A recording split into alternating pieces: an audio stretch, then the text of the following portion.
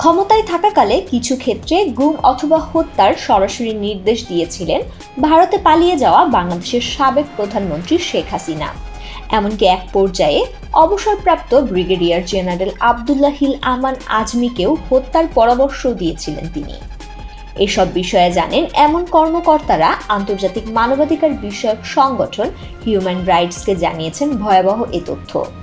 Human rights watch সোমবার প্রকাশ করেছে 55 পৃষ্ঠার after the monsoon revolution a roadmap to lasting security sector reform in Bangladesh.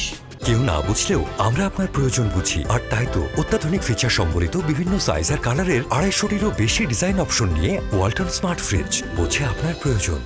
ওই রিপোর্টে বলা হয়েছে, কমপক্ষে গত 15 বছর ধরে শেখ হাসিনার নিষ্পেষণমূলক হাতিয়ারের মূল উপাদান হিসেবে ব্যবহৃত হয়েছে নিরাপত্তার রক্ষাকারী বাহিনী।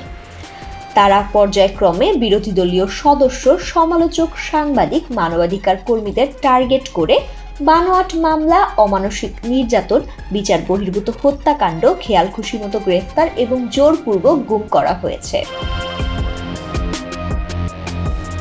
নিরাপত্তা রক্ষাকারীদের নির্যাতন বা ক্ষমতার অপব্যবহারের অংশে বলা হয়েছে, জোরপূর্বক গুমের ঘটনা তদন্তের জন্য 2024 সালের 14 ডিসেম্বর বাংলাদেশের অন্তর্বর্তী সরকার গঠন করে একটি কমিশন।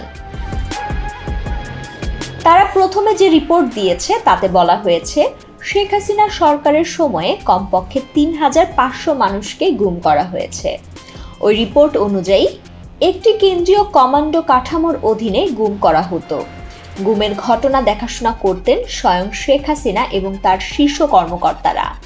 তার মধ্যে আছেন major general Tariq Ahmed Siddique, major general Ziaul Ahsan, পুলিশের সিনিয়র কর্মকর্তা মনিরুল ইসলাম এবং মোহাম্মদ হারুনুর রশিদ। তারা এর সঙ্গে জড়িত ছিলেন।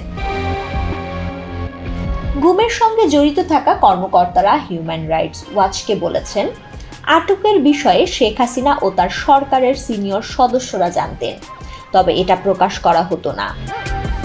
কিছু কিছু ক্ষেত্রে গুম এবং হত্যাকাণ্ডের সরাসরি নির্দেশ দিয়েছেন শেখ হাসিনা। একজন সেনা কর্মকর্তা বলেছেন, ব্রিগেডিয়ার আজমিকে আটকের বিষয়ে সরাসরি জানতেন হাসিনা।